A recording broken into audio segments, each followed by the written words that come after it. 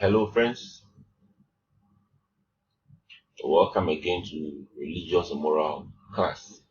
This is Was. Now, today we are going to continue with the rite of passage, and this part is the third part. Last week we discussed the Aberdeen tour in the Kojemo, and I believe you've not forgotten about those very important points which were mentioned over there. Now, to bring curtain down on naming ceremonies, we need to look at some of the importance, some of the highlights. Now, if you look at what I have on this portion or this part of the slide, I have listed about 8 significance of naming ceremonies.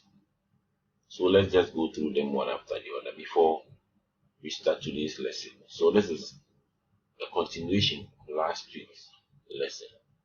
Now, the first one is naming ceremonies are performed to welcome a new born baby into the family and into the society. Now, it is a joy that a newborn baby is added to the community. So, as a form of welcoming the baby, a naming ceremony like this is performed. Now, it is also important that the child is given an identity, that is a name. The child is identified with a family. The child is also known by people in the community. So, the second one says they give recognition or identity to the newborn babies. Now, they also enable blessing to be sought from the Supreme Being, the gods, and the ancestors for the children through the prayers. That is why all the naming ceremonies begin with what? With a prayer. So it is a form of calling on the Supreme Being, the gods, and the ancestors to bless the child, the mother, and also the whole ceremony. If you look at the Ghana naming ceremony, the first thing they do after they are all seated is the use of the meda to offer libation at every doorstep of the house. And we said that the act is repeated with alcoholic drink. And the second drink is called a sealing drink. I hope you've not forgotten that. So let's continue. Now, they also reaffirm the importance of us, our moral values in the community, example, truthfulness. Now, through the naming ceremony, we see a lot of moral lessons are given to the child. The first moral lesson, of course, is truthfulness.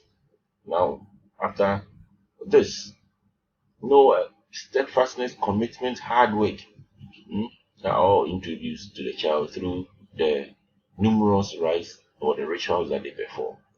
Now, they help to portray and strengthen the rich culture and traditions of the communities. Now, Ghana's communities are imbibed with a lot of rich traditions.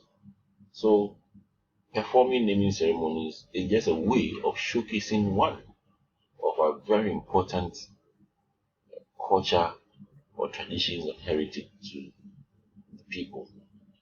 Now, they also bring family members and friends together. Now, because of the busy schedules of family members and friends, it is not always that they get the chance to come together and have fun. So, naming ceremonies afford them the chance to come together, to share in the joy of welcoming a newborn baby, and also to entertain themselves. Now, we said they provide the arena for raising funds to support the parents and the children. So, through this medium, people come to give gifts or to present gifts to the child and the parents. And this gift may even serve as a seed capital to start business, which will enable the parent to support the child in the child's nurturing or growth. Now, they provide unity, solidarity, and togetherness among people in the community. So it is simply a form of that is bringing unity, strengthening the bond that already exists between the communities.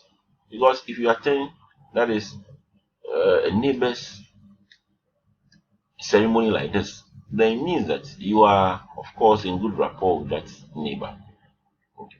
So this part finishes the discussion on naming ceremony. Now let's move on. So, as you are born, you are given a name. Of course, you will remain the same. You progress from one stage to another, and this will take us to the next stage of those rites which are performed to usher people from one state to another. So now you have passed the naming stage. Let's welcome our new state, that is puberty. Yeah, so today's lesson is basically on puberty, and since I believe that most of you, or not even most of you, all of you may fall within this area, it will be very interesting to you because all the things we are going to discuss, you are experiencing them, which makes this lesson very interesting. Now, the question is, what is puberty? Now, puberty has different definitions. And for the purpose of this lesson, we will choose one to satisfy our curiosity. So we say puberty is the transition from childhood to adulthood. Now, the stage is marked by physical transformation by which the adolescent reaches sexual maturity. Now, it is a period between the ages of 10 to 19. Adolescence is a period of psychological and social transformation or transition between childhood and adulthood.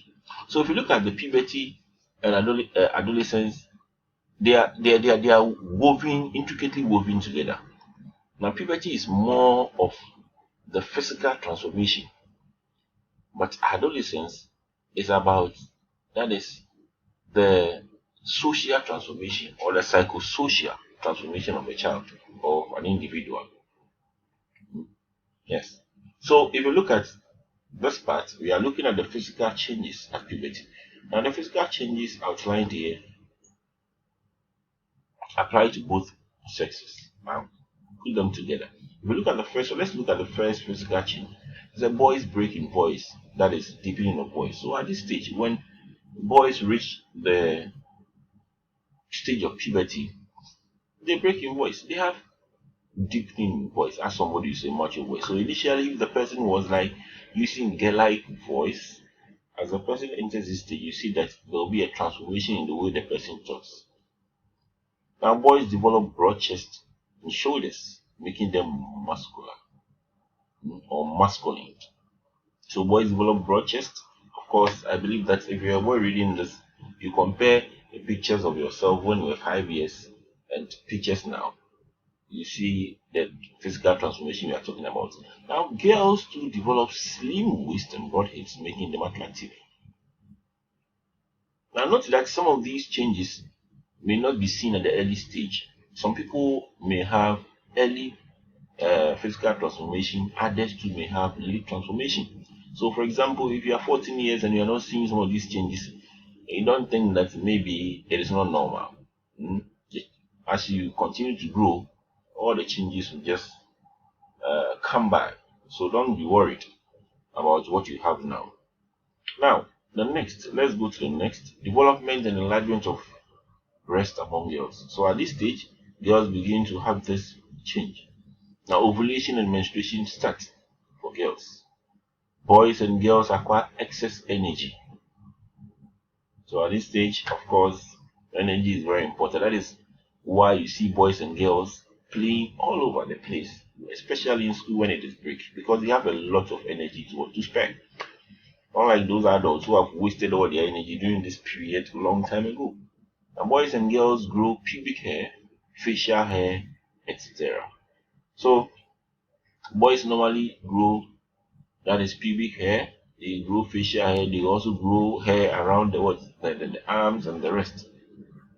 There are few girls who may start developing maybe beard or something like that, but they all have this pubic hair anyway.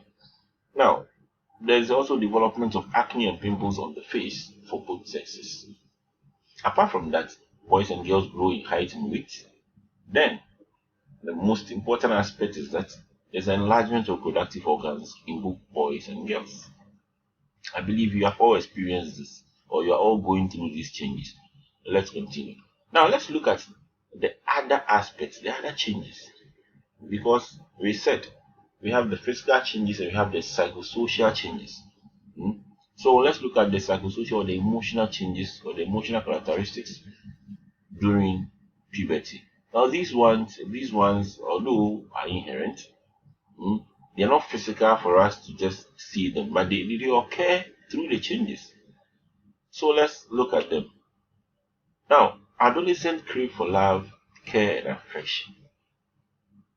Now, at this stage, adolescents want to be loved in the right way. Please don't get me wrong. They crave for the love of their parents, the love of the people around them, their friends, etc. Now, they also become adventurous and begin to explore themselves and their environment. So, at this stage, they begin to ask a lot of probing questions because they need to understand the transformation that they are going through, things around their environment. One very annoying question they normally ask, of course, would be about how babies are produced and the rest. To all satisfy their curiosity. They desire to be independent and free from control because they feel matured. It's normal. And sometimes, if you feel grown, you don't want to be put under pressure. So, this is just one of those things we see. Now, they also experience changes in mood. They can easily be excited or irritated by minor issues. Issues that you don't think will cause them to what? To be angry. They become angry. And they easily get excited anyway. They risk being influenced by their friends either negatively and positively. So at this stage, if the adolescent does not read wide, the adolescent may be forced to accept explanations from that is their friends and peers. Yes. Now they also develop interest in the opposite sex or engage in friendly boy-girl relationships. We see this a lot in school. Oh, I have a crush on this boy, I have a crush on this girl. It is a normal process. So as they begin to develop these interests, see they begin to choose their friends. Now this boy girl relationship may not be a bad idea because some people even use it to that is learn. Now they display shyness when naked and also become rebellious at times. They desire to engage in sexual activities as they have wet dreams occasionally. I believe we also gone through this stage. They engage in activities that bring joy and excitement. But they normally worry and fear things affecting themselves in the future. Now, sometimes if they compare the physical transformations on their bodies to that of their friends, they begin to think that something didn't go well in their lives, and so they worry. So at this stage, parents should be closer to their children to give explanations to some of these changes, because just as you may think those changes are normal, it may cause a lot of fear and worry for the adolescent. Now they become sensible and react quickly towards situations. So we can say that they mature in thought at this stage. Now let's continue with this. Now, at this stage, there are lots of problems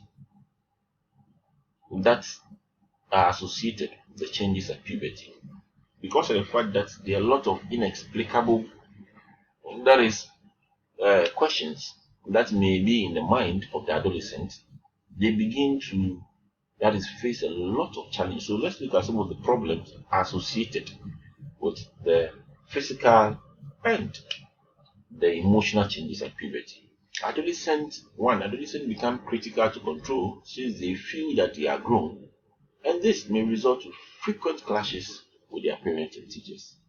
Now, if the boy or girl stands close to the father or the mother and sees that, oh, obviously I'm in the same height as my father and my mother, the mind will be playing tricks on them.